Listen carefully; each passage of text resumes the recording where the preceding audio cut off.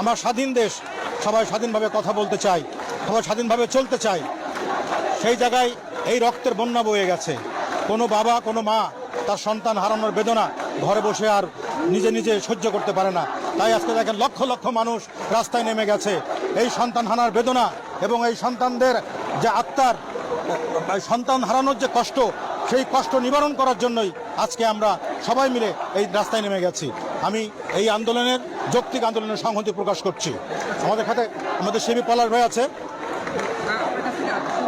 এই যে আন্দোলন বলি যে আপনার নেটওয়ার্ক সিস্টেমটা বন্ধ করে দেওয়া হয়, আজকে এখনো নেটওয়ার্ক বন্ধ রয়েছে, এইটা কিভাবে দেখছেন? বুঝি নাই। দেখছেন যে নেটওয়ার্ক বন্ধ করে দেওয়া হয়, ইন্টারনেট বন্ধ করে দেওয়া দেখছেন? এটা তো আপনি আমি আমরা সবাই জানি। হ্যাঁ, আমরা টেলিভিশনে দেখছি যেটা আন্দোলনকারীরা বন্ধ করেছে তারা বলছে, কিন্তু এটা তো আমরা জানি মিথ্যা না সত্য। এটা হলো